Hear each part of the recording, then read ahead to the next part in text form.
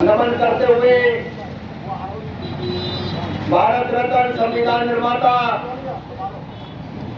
बाबा साहब डॉक्टर भीमराव अंबेडकर को नमन करते हुए काम से एफटीएस और बीएसपी के संस्थापक माननीय साहब काशीराम जी को नमन करते हुए बहुजन समाज पार्टी की राष्ट्रीय अध्यक्ष माननीय बहन कुमारी मायावती जी के निर्देश अनुसार आज बहुजन समाज पार्टी द्वारा भरतपुर जिला में जिला मुख्यालय के सामने आयोजित धरना प्रदर्शन में मंचा सिंह पार्टी के प्रदेश महासचिव सम्मानित मोहन सिंह गुर्जर जी, प्रदेश सचिव सम्मानित सौरभ सिंह दीनबंधु जी, जिला अध्यक्ष सम्मानित सुरेश धर्मपुरा जी, जिला प्रभारी सम्मानित कुशवाहा जी, पूर्व जिला अध्यक्ष सम्मानित मोती सिंह जी, जगन जी, अनूप जी, राजवीर जी और सम्मानित सोना जी, गौतम जी, सम्मानित सभी साथियों, आज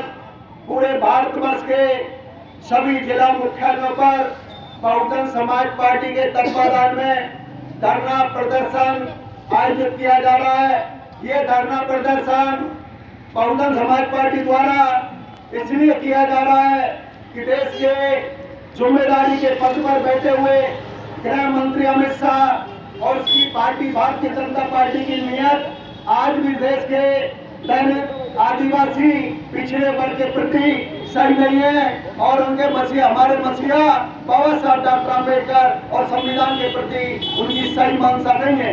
इसलिए वो आए दिन संविधान को बदलने की बात करते हैं या हमारे महापुरुष का अपमान करने की बात करते हैं। सम्मानित साथियों, इसलिए माननीय बहन कुमारी मायावती जी ने पूरे देश के पार्टी के कार्यकर्ताओं को निर्देश दिया कि हमें सड़कों पर उतरना पड़ेगा और 24 दिसंबर को पूरे भारतवर्ष के जिला मुख्यालयों पर धरना प्रदर्शन करके हम राष्ट्रपति महोदय जी को जिला कलेक्टर के माध्यम से ज्ञापन देंगे। मांग करते हैं कि गृह मंत्री जी को तुरंत प्रभाव से सस्पेंड किया जाए, अमित शाह तुरंत प्रभाव से त्याग पत्र दे।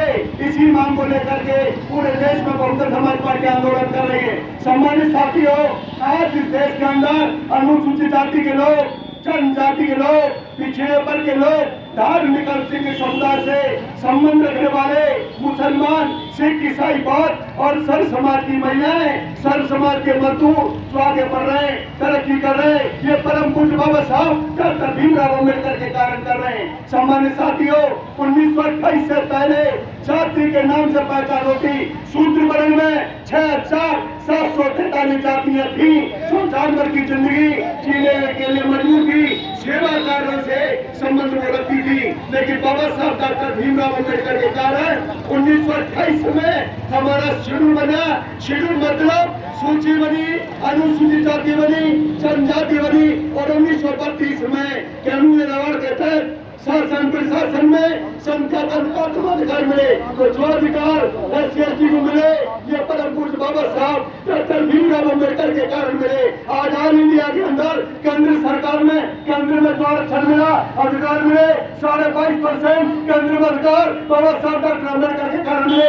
आज राजस्थान प्रदेश में 28% SC/ST को अधिकार मिले, 16 SC 12 ST को ये बाबा साहब डॉक्टर अम्बेडकर के कारण मिले। इसलिए मैं बहुजन समाज पार्टी के से कह सकता हूँ आज SC के लोग, ST के लोग आगे बढ़ रहे, ये परम पूज्य बाबा साहब डॉक्टर भीमराव अम्बेडकर के कारण आगे बढ़ रहे। बाबा साहब डॉक्टर भीमराव अम्बेडकर ने भारतीय संविधान में आर्टिकल 340 लिखा, 340 लिखा, 340 लिखा।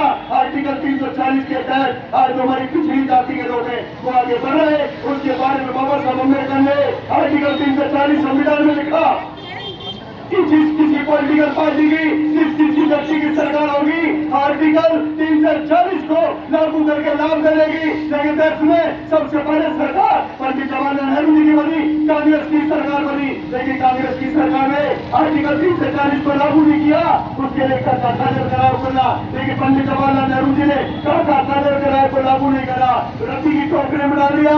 इंदिरा गांधी की सरकार आ गई, उन्होंने भी खाद्यान्न करार को लागू नहीं किया, मंडल आयोग बना दिया, उसको भी लागू नहीं किया। सम्मानित साथियों, 1977 में श्री मोरारजी की सरकार थी, उस समय CST के लोगों ने ओबीसी के ऊपर पन्ने से बंधित रहे भाइयों ने जाकर के मोरारजी देसाई जी का मंडल आयोग की रिपोर्ट लागू करो, लेकिन उनकी सरकार चली गई। 1989 में मान्यवर साहब काशीराम जी ने, पान कुमारी मायावती जी ने, बहुजन समाज पार्टी ने बड़ा आंदोलन किया, वोट के लिए बधाई की।